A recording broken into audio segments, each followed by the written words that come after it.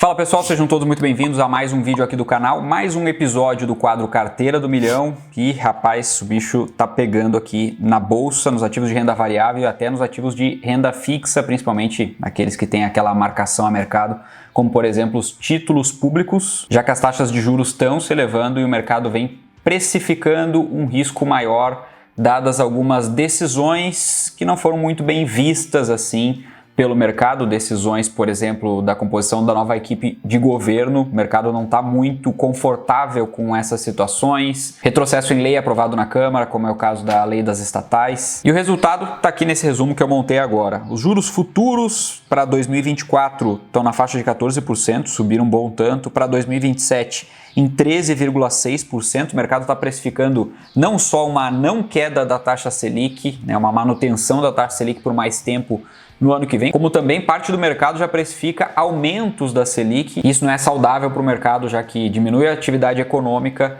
e também tira bastante fluxo da Bolsa de Valores, Por que eu vou investir na Bolsa de Valores se eu tenho a renda fixa pagando 13%, 14%, quem sabe até 15% ao ano, sendo que isso, se por um lado beneficia a renda fixa, por outro lado aumenta o custo de capital das empresas e acaba prejudicando elas num todo, fora o fluxo de capital que sai. E falando em renda fixa, os títulos do Tesouro Direto também têm batido recordes de alta dos últimos anos, inclusive, por exemplo, os títulos do Tesouro IPCA estão com taxas acima de IPCA mais 6,30%, chegaram a bater mais de 6,50% nessa semana. Tesouro pré-fixado também chegou a bater mais de 14%, algo que a gente não via há muito tempo. Já o Ibovespa, no momento em que eu estou gravando o vídeo aqui, do último mês para cá, inclusive vamos dar uma olhadinha aqui na tela, eu vou mostrar aqui para você como é que está o mercado ao vivo agora, no momento que eu estou gravando. O Ibovespa, desde o último episódio do Carteira do Milhão até agora, com queda de quase 10%, 9,8%, puxado bastante pela queda nas estatais. A gente teve quedas muito fortes em Petrobras, principalmente. Banco do Brasil caiu bastante também.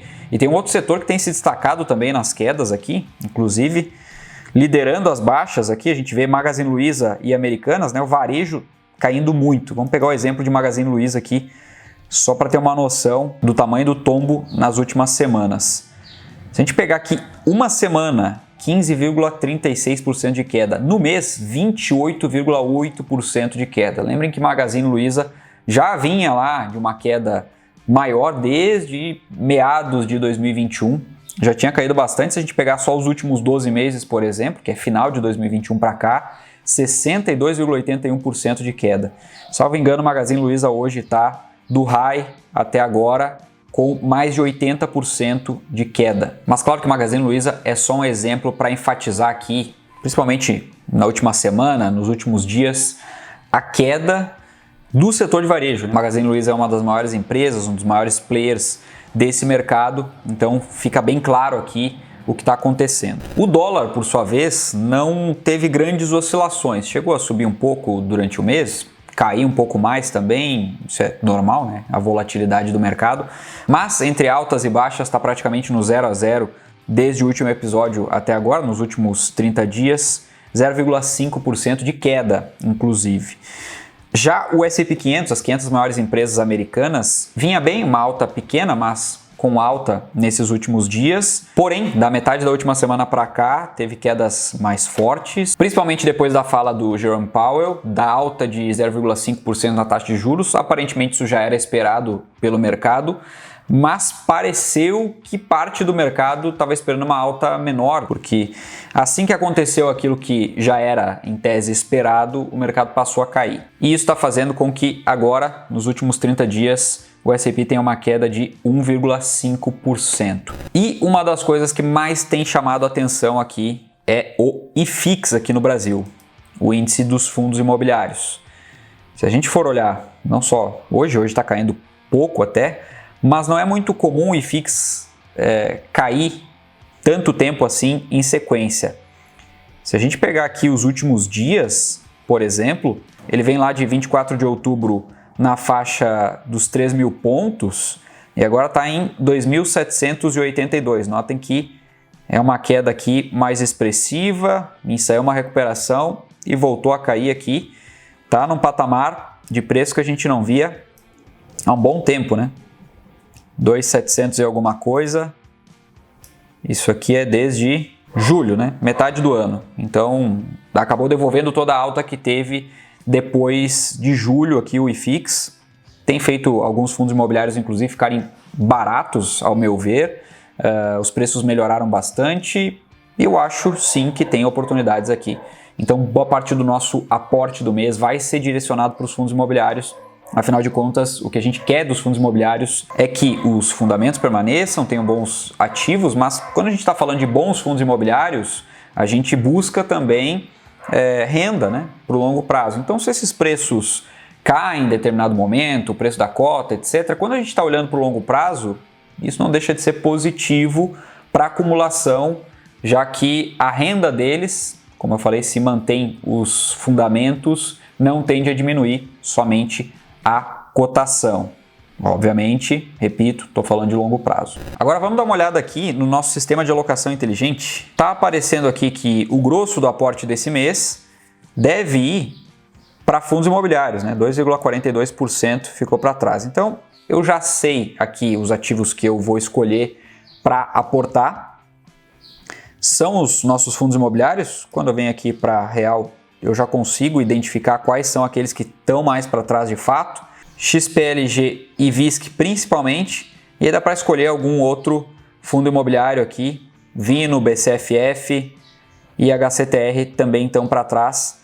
Então praticamente todos os fundos imobiliários, né, dá para aportar aqui pouco mais de R$2.000, por exemplo, do nosso aporte, que é esse mês, somando todos os dividendos recebidos e o valor fixo que nós temos disponível, que é R$3.500, o aporte total vai para R$3.664,03. Então é exatamente isso que a gente vai aportar esse mês. Antes, vamos dar uma olhadinha aqui na lâmina da carteira para ver como o mês de dezembro, por exemplo, está sendo cruel, né? A carteira como um todo caindo quase 2%, ações caindo 4,6%, ETFs 2,29%, fundos imobiliários caindo 1,33%, depois de uma queda de 3,77% em novembro. Então aquelas quedas que eu estava mostrando ali antes, né, a gente consegue ver aqui no mês de novembro, no resumo.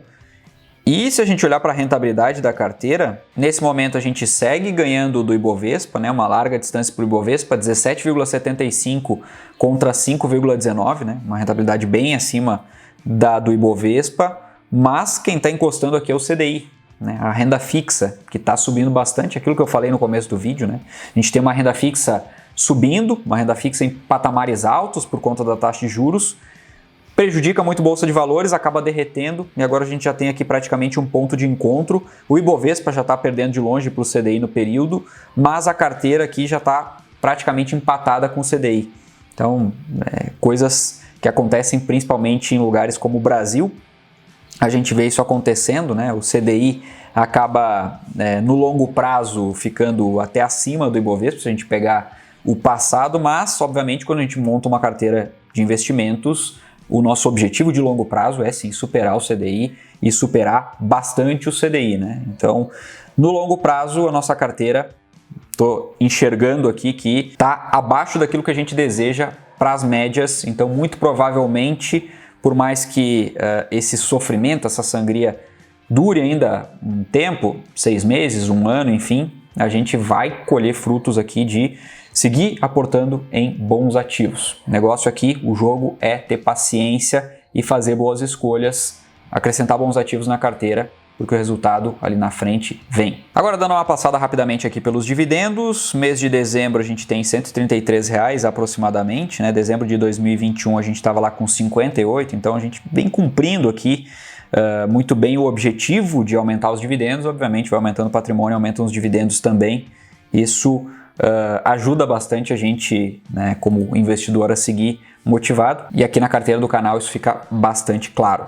Bom, eu já falei que eu vou investir em 3 fundos imobiliários, então eu separei aqui XPLG, VISC e HCTR, e vou separar aqui também 2 ações que acabaram ficando um pouquinho para trás, Energias do Brasil e Metalúrgica Gerdau. Se a gente olhar aqui no sistema de alocação inteligente, a gente vê que por rebalanceamento são as 2 que estão para trás aqui também, né?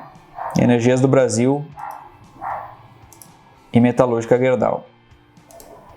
Então é nessas 2 aqui que vai ter um aporte já que nós temos aqui mais ou menos R$ 1.500, né? Então eu vou tentar distribuir esses 3.664 em cerca de 2.000 e alguma coisa em fundos imobiliários e pouco mais de R$ 1.500 nessas duas ações. Vou fazer isso e já volto aqui. Terminei aqui, aproveitando a queda não só na bolsa como no IFIX, né? O IFIX despencando, mais ativos acrescentados na carteira, bons ativos. De ações aqui, 37 ações NBR, 58 Goal 4 e fundos imobiliários, 6 cotas de HCTR 11, 8 cotas de XPLG e 7 cotas de VIS, que foi isso que deu para comprar. Eu tenho aqui o nosso rascunho, sobrou R$ 89,32, vamos ficar para o próximo mês para somar o aporte. Já aqui, no resumo da carteira, de novo a gente tem ações e fundos imobiliários praticamente sem necessidade de aporte, né? Eles estão praticamente aqui no 0 a 0, o que ficou para trás aqui mesmo foi cripto. Vamos ver se vai ser assim também em janeiro, né? Nessa virada de ano, esse é o último episódio de 2022, o próximo só em janeiro de 23.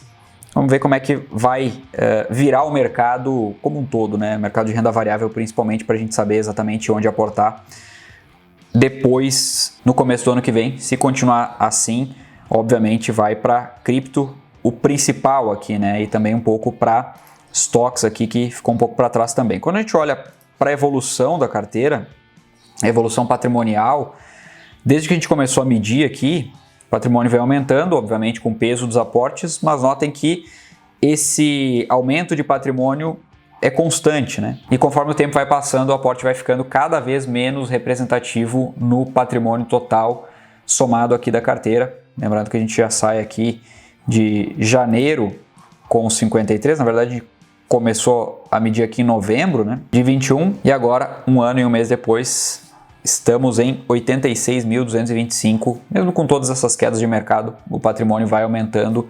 Obviamente a gente vai alocando ali, e quando a gente voltar para as altas, não vai ter ajuda só do aporte, vai ter ajuda também da valorização, que a gente já está com saudade no final das contas, né? Bom, dito isso, esse foi mais um episódio do Carteiro do Milhão, o último de 2022. Eu vou ficando por aqui, espero te ver no próximo vídeo. Um forte abraço e até lá.